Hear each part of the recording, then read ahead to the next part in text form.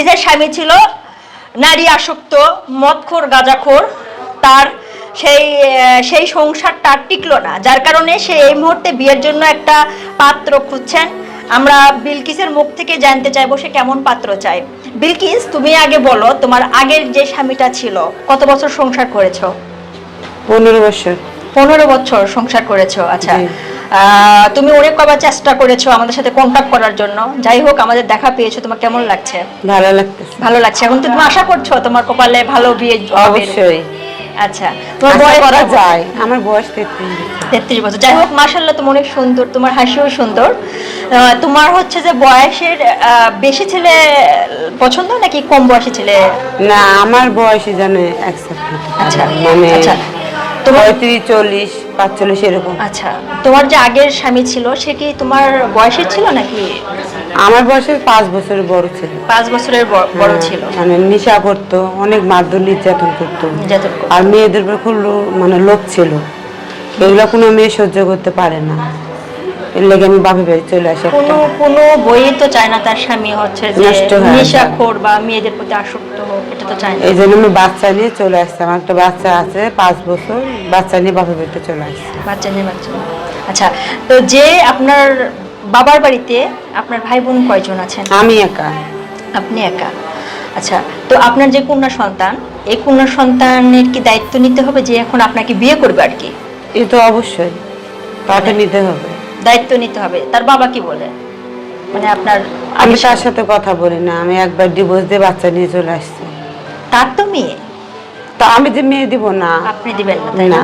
আপনার সয় সম্পত্তি কেমন আছে মানে বাবার বাড়িতে? বাবার বাড়িতে আছে 15-16 বিঘা জমি আছে। মাশাআল্লাহ, অনেক সম্পত্তি আছে। এদিকে আপনার আগের যে স্বামীটা ছিল মহারণা কত ছিল? মোহরানা 3 লাখ ছিল, 3 লাখ নিয়ে এসছে। দিয়ে দিচ্ছে, তাই না? কাবিনের হ্যাঁ। টাকা দিয়ে। আর হচ্ছে যে গহনাপাতি কত দিয়েছিলেন? গহনাপাতি গুলো সব বেচে খায় শেষ। বেচে খেয়ে শেষ করেছে না? আপনি যখন ডিভোর্সের সময় দাবি করেননি? ওটা সহ তো টাকা দিয়েই দিছে।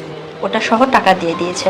আচ্ছা, যাই হোক, আপনি এখন যাকে বিয়ে করবেন, আমার সেই ক্ষেত্রে যদি বলি, আপনার যেহেতু 15-16 বিঘা জমি আছে, আবার যেই 3 লাখ টাকা আপনি একটু আগে বলেছেন ব্যাংকে রেখেছেন, সেটাও দিবেন, কিন্তু আপনার কন্যা সন্তানের তার দায়িত্ব নিতে হবে, এটাই তো? এটা অবশ্যই নিতে তো হবেই। আচ্ছা, আপনাকে একটা কথা বলি কি জানেন, আমাদের ভিডিও দেখার পর মনে করেন যে অনেকেই ভিডিও ফুটেজটা দেখার পর আমাদের সাথে কন্ট্যাক্ট করে বা জানার চেষ্টা করে, ঠিক আছে?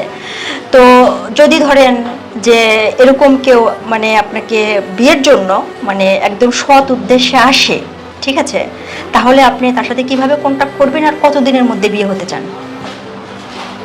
কন্ট্যাক্ট করবো, সে যদি আমার মানে টাকা পয়সা লোভ করা যাবে না। আমি নিজে ইচ্ছেতে যা দেবো তাই।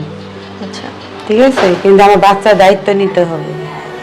আর আমার বিয়ে করলে আমার সাথে আমার বাড়িতে থাকতে হবে। আপনার বাসায় থাকতে হবে? হ্যাঁ। মানে ঘর জামাই? ঘর জামাই, কারণ আমার মা তো একা। আপনার মা তো, ও আপনি তো বললেন যে আপনার কোনো ভাই বোন নেই, তাই না? বাবা নাই, ভাই বোন কেউ নেই, আমি একা। আচ্ছা, আমার সাথে থাকতে হবে। মানে আমি তার বাড়িতে যাই থাকবো না, কিন্তু আমার মেয়ের দায়িত্ব নিতে হবে। আচ্ছা, তাহলে আপনি কি মানে আমরা কি বলতে পারি তাহলে যে ঘর জামাই পাত্র খুঁজছেন? ঘর জামাই। ঘর জামাই। আচ্ছা দর্শক, আপনারা কিন্তু তার মুখেই শুনলেন, তিনি তাকে বিয়ে করলে মূলত ঘর জামাই হয়ে থাকতে হবে। আচ্ছা, আপনার বাড়ির ব্যাকগ্রাউন্ড সাইডটা বলেন, মানে যে শহর থেকে কত দূরে বা গ্রামে আপনাদের বাড়ি? আমার বাড়ি জয়পুরহাট থেকে একটু ভিতরে। মানে জয়পুরহাট সদর থেকে একটু ভিতরে। যদি ছেলে যদি মনে করেন যে আপনার ব্যবসা করে, তাহলে তো রাতের বেলা চলাচলের জন্য সমস্যা হবে না, তাই না? আচ্ছা, তো দর্শক, আপনারা কিন্তু এই কথাগুলো শুনলেন তার মুখ থেকে এবং বুঝতে পেরেছেন ঘর জামাই ছেলে তিনি এই মুহূর্তে চাচ্ছেন। এই মুহূর্তে বলতে কতদিনের মধ্যে? এখন কতদিনের মধ্যে বেরোতে তো বলতে পারি না। আচ্ছা, আপনি কত মানে দিনের মধ্যে আশা করছেন? 1-2 মাসের মধ্যে। 1-2 মাসের মধ্যে। আচ্ছা, যাই হোক, আপনার জন্য শুভকামনা এবং দোয়া এবং ভালোবাসা রইল। যারা যারা কন্ট্যাক্ট করতে চান তারা অবশ্যই আপনার যে ইমো নাম্বারটা আছে, ইমো নাম্বারটা একটু বলে দেন। 017, হ্যাঁ, আমরা তো 017-599